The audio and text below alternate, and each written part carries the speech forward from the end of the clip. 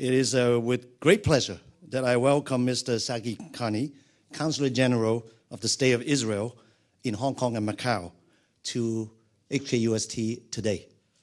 Mr. KARNI took up his post in Hong Kong last August, following a variety of diplomatic roles around the world, including working at the Israeli embassy in Beijing. I know he speaks Putonghua. And at the mission of Israel to the European Union in Brussels. With its talk entitled, Israel from the Land of Milk and Honey to Startup Nation, we will undoubtedly be in some fascinating insights in how Israel, a country with a population similar in size to Hong Kong, has turned itself into one of the world's great hubs for innovation in the past 2 decades and a major high-tech success story. Indeed, last year, in May, I was fortunate enough to meet Mr. KARNI ahead of his arrival in Hong Kong.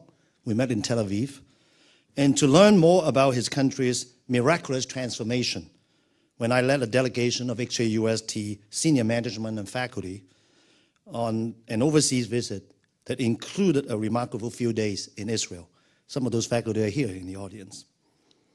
Let me give you an idea of just how remarkable that transformation in Israel has been. Israel has been able to generate more technology startups per capita than any other country in the world. R&D spending to GDP is among the world's highest. The country has also attracted many multinational IT leaders to set up R&D centers there, including, and I saw it in my own eyes, Google, Microsoft, Cisco, and Oracle. I'm sure Mr. KARNI has a great deal more intriguing details to share.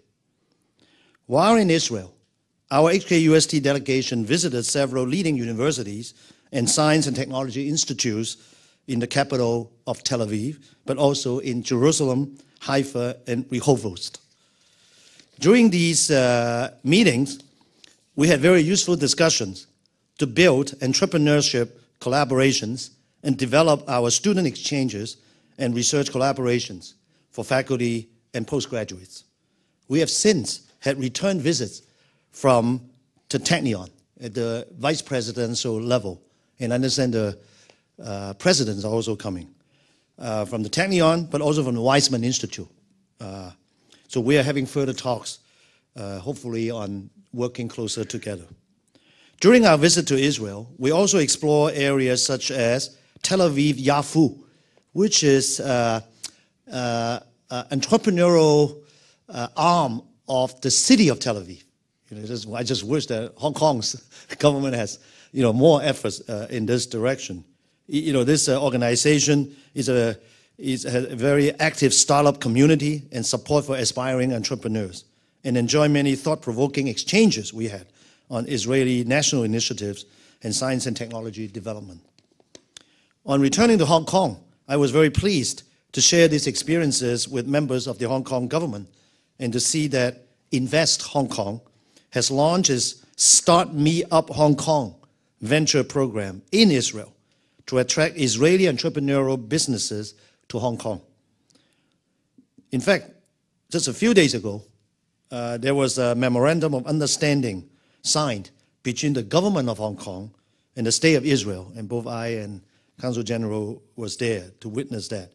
And that agreement is set to promote further and support industrial R&D collaboration between Hong Kong and Israeli universities and companies.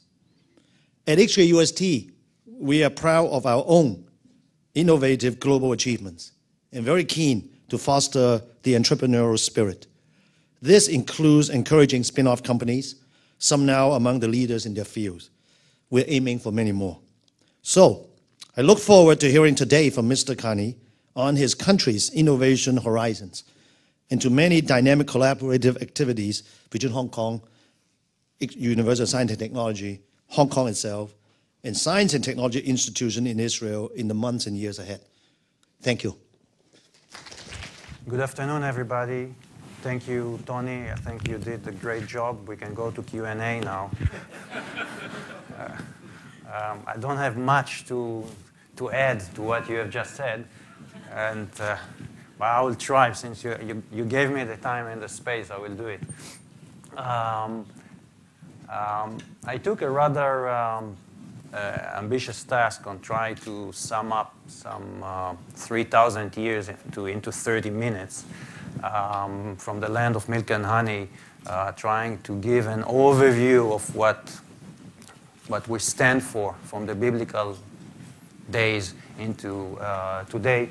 So I'm sure I'm going to skip and will not touch upon a lot of things. Okay, I'll try to focus on only a couple of things which I thought might be of interest to a group of students and faculty.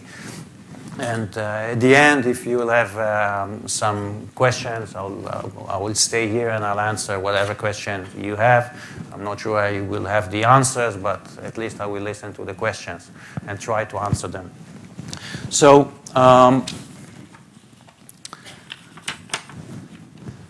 let's start.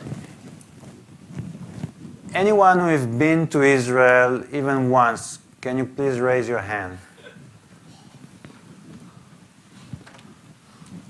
Okay, not that bad, not that bad. Okay, just to give you an overview, see, where Israel is here, you see, it's on a crossroad between Europe, Asia, and Africa.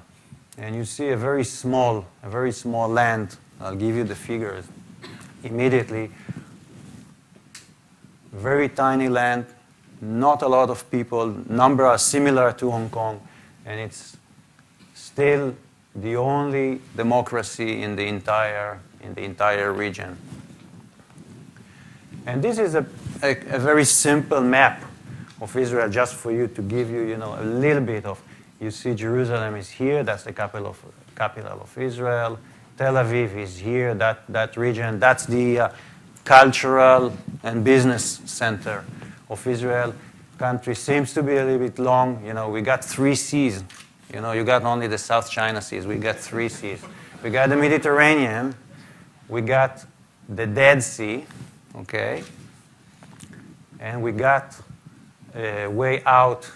This is the Red Sea that is connected to the Indian Ocean. Okay, so we can enjoy many different landscapes. The whole area here, the Negev, is a desert.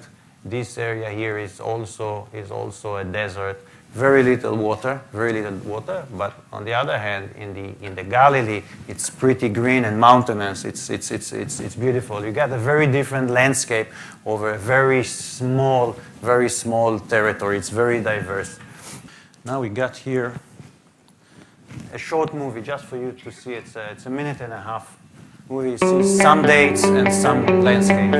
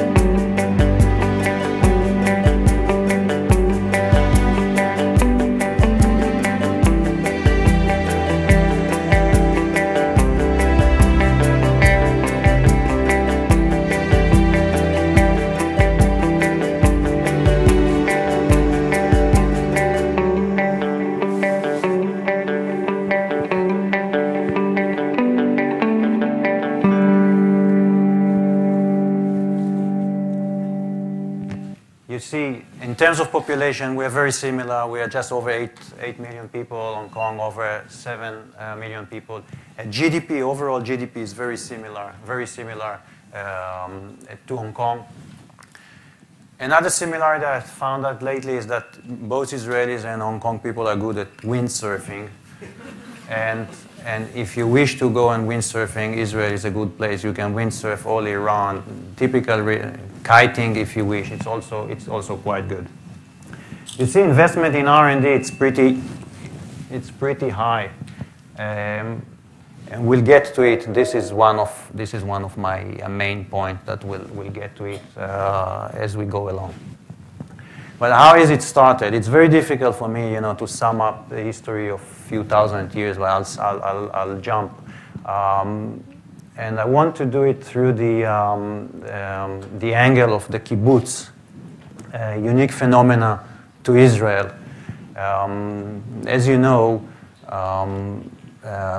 Israeli kingdoms, the biblical kingdoms, have been destroyed, and most of the Jewish people went to exile some 2,000 years ago due to the destruction of the temple and the Roman occupation of the land at that time. The place, this territory, Canaan or Israel, or later on British Palestine, was always an important crossroad, an important place, especially to Western civilization. It's the birthplace of monotheistic religion. Judaism started from the covenant between Abraham and God, and all this biblical story of the creation of the Israelites, the Jewish people. And then a Jewish man, which is known to you as Jesus, for us is known as Yeshua or Yeshua, deviated a little bit, created Christianity. And everything happened in a very, very small, a few square kilometers around Jerusalem. Everything is very, very small. You visit Jerusalem, you see the old city is 1 square kilometer. 1 square kilometer. A huge history over a very, very small piece of land. And then in the 19th century, with movements and awakening in Europe, also the Jewish people in Europe, Central Europe, Eastern Europe, and Western Europe, started the new Zionist movement that called, with the general tendency of nationalism in Europe, creating national state, etc., to move back, to mobilize, people to return to the old motherland in Israel. One of the phenomena was a very strong affinity between the Zionist movement and socialism. It was not all socialist, of course, but a big part of it was socialist. And you can see that already, already 1909, some of the pioneers set up the first kibbutz up in the Galilee, which is a commune. It's very different from the communes that were in Russia, Soviet Union, or on the mainland. You see that they put the first commune before the revolution, the October Revolution of 1917 in the Soviet Union. And they did it because they were very, very highly motivated socialist pioneers. They did it based on a very strong ideology, and everything was by volunteers. You cannot force things like that. And the level of partnership in those communes was tremendous. People shared every aspect of their lives. Gender equality, for instance, men and women work together in the fields. This is a photo from about this era. You see a barren land. Women are working. In order for the women to work with the men in the field, they have to do something with the children. Otherwise, they're bound to take care of the children. So they put the children in the children's homes and the babies in the babies' home, okay? And let someone take care of them. So everything was very, very, very equal and highly motivated and highly debatable. And it was a very, very, very hot pot of discussions and running ideology. And And you could see that upon the independence of Israel, the War of Independence happened in 1948, and the British left the country. The members of the kibbutzim were only 4% of the population, but they basically shaped the borders of the land. When there was a kibbutz, the border would not move back. 60% of members of the first session of the parliament, Israeli parliament, the Knesset, were members of the kibbutz. Tremendous impact, tremendous influence over the whole, nation, actually leading the nations in many respects, with a very strong commitment for service. And it didn't end there. You have to produce something. You have to develop agriculture. You have to develop water resources, etc., etc. So you see drip irrigation, for instance, invented of one of the kibbutzim. I mean, I told you already that we don't have a lot of water. So you have to measure the water. You have to make sure that you don't waste water. And with drip irrigation, now it's common all over the world. There are factories producing this kind of equipment. This is a little bit old type of drip irrigation. You have it in China all over, factories in China producing the same thing. But I remember that the first factory was open in China for producing those kind of drip irrigation pipelines. And with this drip irrigation, you can measure every drop of water going to every tree or every plant, and you don't waste. It's not only that you don't waste, you give exactly what it's needed, no less, no more.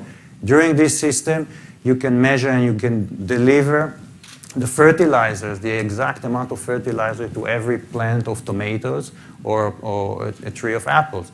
And you can also deliver pesticides through those systems. And you make agriculture into a science, which makes things efficient.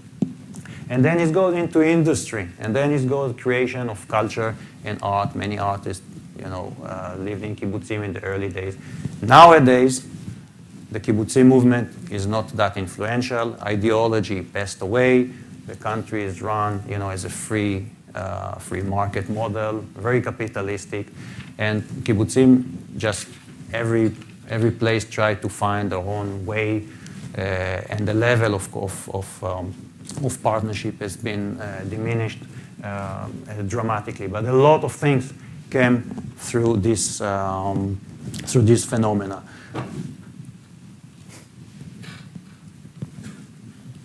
If we want to talk about how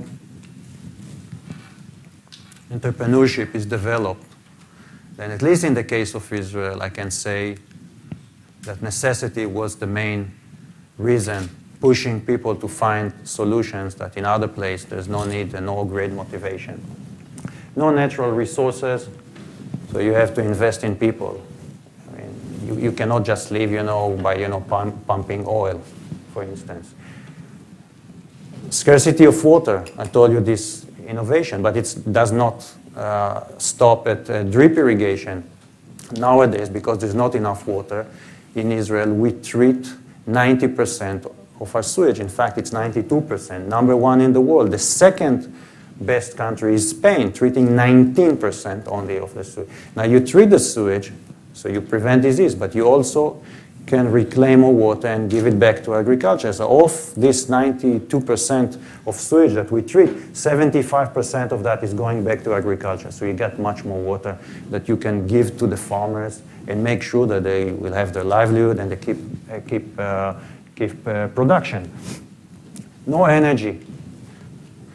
Thank God that we did not find any oil in Israel back in the 40s, because otherwise there will be no innovation in Israel. You look around countries with a lot of oil, you don't see a lot of innovation there.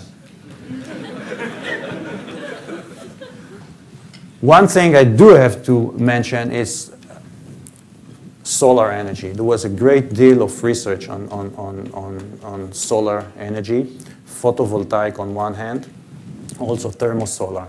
In fact, I saw that just last week a very big project in the US was officially inaugurated in Ivanpah. It's called Ivanpah, on the border between California and Nevada. And the company who is running it is called Bright Source, American company. It's American company called Bright Source, but in fact it's an Israeli company. It's Luz. It's Luz, Israeli company that has been bought, cooperated now in the US. And they're using the thermosolar. And this project in Ivanta will be producing, I think, 400 or 430 megawatts of thermosolar tower technique, saving a lot of land, But of course, we do have also photovoltaic to a lesser extent in Israel because it takes a lot of space. But if you go to Israel, you see that on every rooftop, you'll see solar heaters. Solar heaters are part an Israeli fairly simple invention. It's by law that every building should have solar heaters on the roof.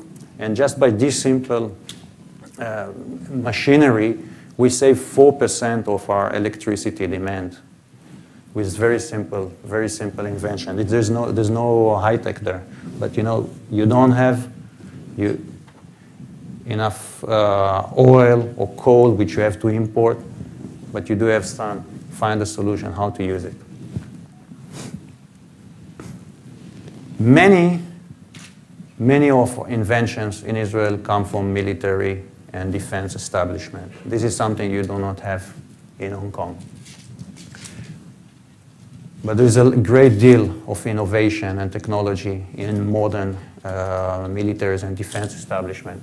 One example I want to give you is how you move from a missile into a medical device. Okay, so here you see a missile. Actually, it's not the right missile, but never mind. And here you got the pill cam, a small pill that size that you swallow, and you got a video camera inside that can do all the checks in the intestines. Okay. Now, you know that those kind of missiles, they fly very, very fast. And there's a tremendous heat on the nose of the missile. And in order to develop it, you need to have a very good special camera. So what happened? You have a missile, but you can use this technology to other things. You don't have to keep it within military device. So we're talking about a very relatively long cycle of invention. When you start with very deep and profound research, defense research. In Rafael is one of Israel defense development conglomerates, you see. And then you move along the years and the technology can trickle down. There is another company coming in between, dealing with optics and others. And then 2001, you got an IPO in NASDAQ. We'll get to NASDAQ later on. You see numbers of Israeli companies, listed on the NASDAQ. Tremendous number, which it's difficult to explain. And then you get into a product. You got in a product that got already FDA approval, and it's already commercialized and marketed. Okay? And here you see, just to give you a demonstration of the size of it. So you see, it takes time.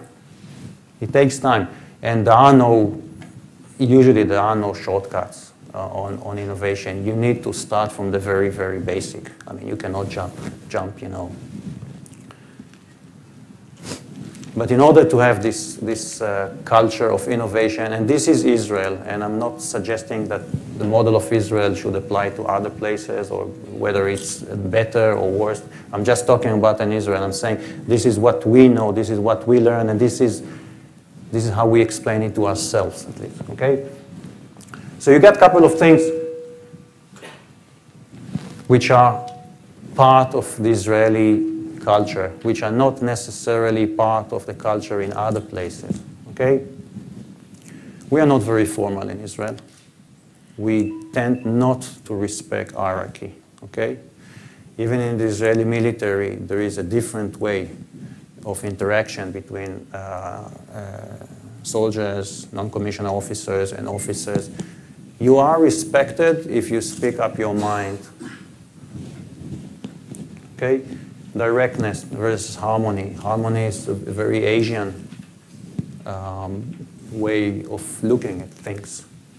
We are not good at that in Israel. We are not good at that. Last thing is flexibility, working according to the rules. Well, Israelis don't like rules. We are not good at following the rules. So I'm not saying it's good. I'm saying that's the way it is. I mean, sometimes you need rules and you have to follow them. You know, if you drive on the road, you need to follow the rules. Okay, but if you only follow the rules all the time, it's very difficult to have, you know, great ideas. You always have to think a little bit differently if you want to jump into new ideas and get results. Okay, so here we put it, you know, this versus this. This is the way we see it in Israel. I think this is a little bit unique of Israel. This is one of the reasons. This is one way to explain why in a small territory like Israel, you see things that it's difficult to see them in other places. Now, especially for Professor Tony Chen, chutzpah, or as they say it in the US, chutzpah. I don't know exactly how to translate it into English. It's daring, it's being spiteful. It could be very bad, okay? If a child doesn't speak nicely to his parents, it's a chutzpah, okay? But also if you are daring and you are willing to do something despite what you have been told, it's also chutzpah, but it could be good, okay? Chutzpah and Rosh Gadol. Rosh Gadol means big head. It's very much appreciated in Israel, being big head. Again, very difficult to translate, meaning that if I ask someone at the consulate doing A and B, I will appreciate if she will do C as well. I will expect people, you know, to do a little bit more than what I've been told them, because I don't always, you know, think as a boss, you know, about everything that I need to do. But it's very much appreciated if someone is doing more than he is expected. And this you see in the military, you see it in university, you see it in a working place. You know, if someone is just doing everything he's been told, it's not very well appreciated. Immigrants, we are immigrants from very many different countries, and I tend to believe that the society of immigrants is more prone to take risks. Immigrants by nature already took a risk. You know, moving your family from one place to another, you are already into a state of mind of taking risk. Immigrants tend to work harder. Immigrants tend to be more agile. And in Hong Kong, you can see it as well. In Hong Kong, you see it as well. You see it in Israel. Military service, I touched upon it. It's not only the technology. It's a lot of other things. You take young boys and you give them a great responsibility. Responsibility over budget, responsibility over a lot of men that have to be in charge of their lives. It makes things, makes folks, boys and girls, you know, grow up much faster. It also creates a very important and interesting networks that goes for life. You can always, you know, rely on friends from your military service. You can rely on also friends from university, or friends from high school, or from your village or neighborhood. But bonds and relations that form in military service creates a very unique network that in a small place like Israel is meaningful, and you could see it, how it trickled down to the business world. And then last, is no shame to fail. If you start a startup company and you fail, no big deal. It's okay. I mean, no one expects you to be, you know, great and succeed in everything you do. It's not a big deal.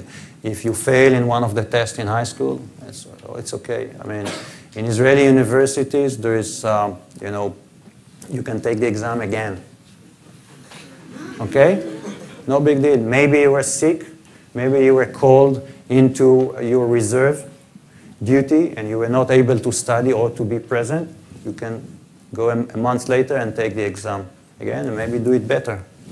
Okay? And this is important for the spirit of entrepreneurship. This is very important. Don't be afraid to fail.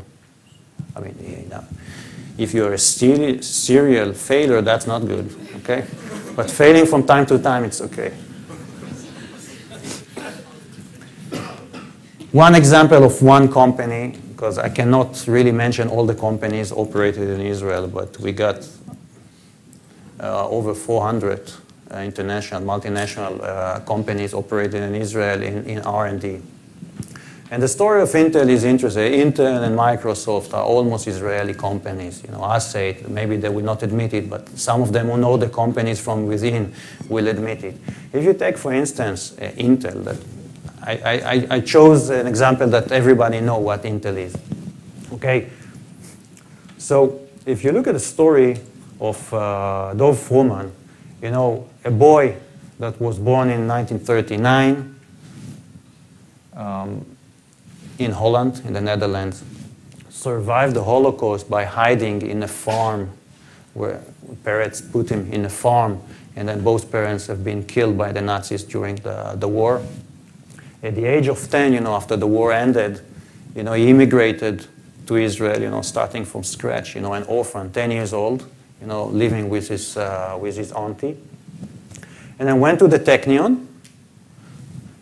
The Technion, that's the university that set up an agreement with Shanto University, just across the border, to set up a new engineering school, okay, with a great big donation from Li Ka-shing Foundation coming here from Hong Kong. So here we make this kind of connection.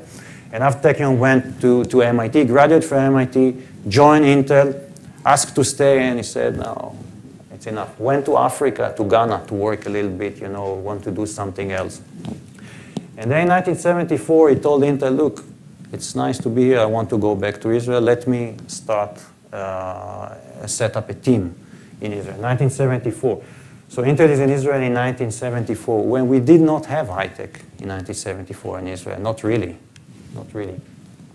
But very fast, you see that already in 1980, Intel was using the chip, this chip that have been developed in Haifa, in northern Israel, into the first IBM PC, a great milestone in the history of Intel.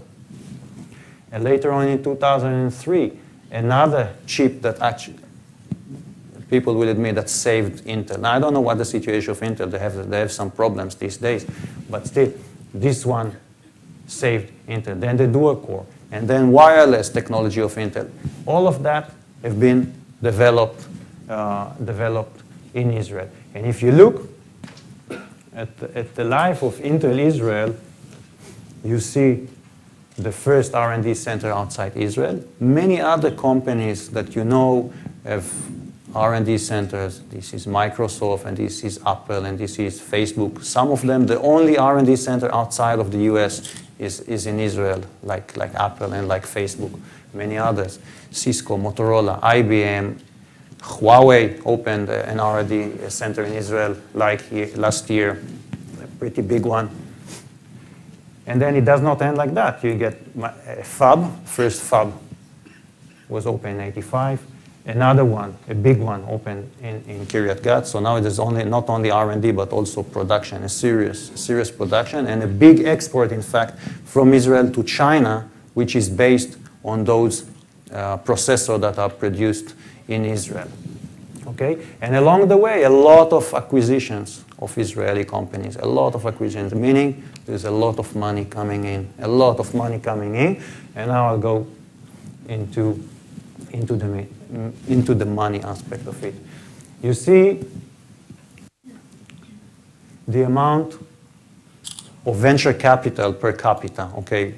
There is more venture capital in the USA, but if you look at per capita, how much venture capital is invested in Israel, you see that it's beyond proportion. It's beyond proportion.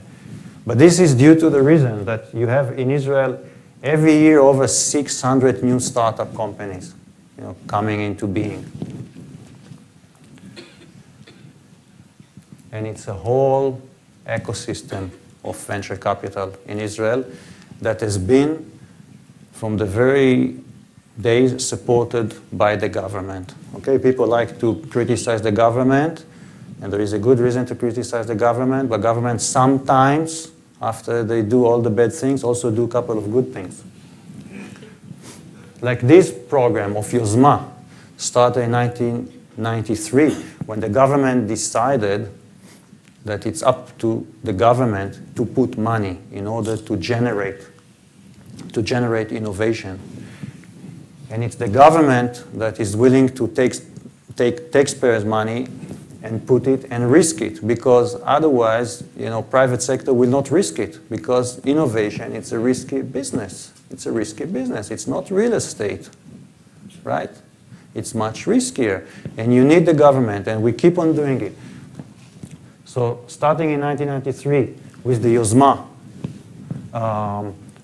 we set up a series of technology incubators, and financed them, partly. But the early stage is the riskier one. And in the early stage, they really need the money, and here comes the government. And as President Professor Tony Chen said, this Monday, we signed an MOU between the government of Israel and the government of Hong Kong on cooperation on R&D, industrial R&D, in which we, both governments, are willing to invest taxpayers' money and put it into young companies, helping them with the R&D, because we know that it's not easy in early stages to get private equity money or other types of money. And therefore, we think we need to do it. And you know it, everybody knows it, that innovation is the key for economic growth of today. There is no way to go around it. You don't have innovation today, you are left behind and you are declining. And I said before, you will see the amount of Israeli companies listed in New York on the NASDAQ. It's beyond proportion. And we're talking about a state of 8 million people far away in the Middle East. So how come we have more companies than China listed in New York, more than Canada?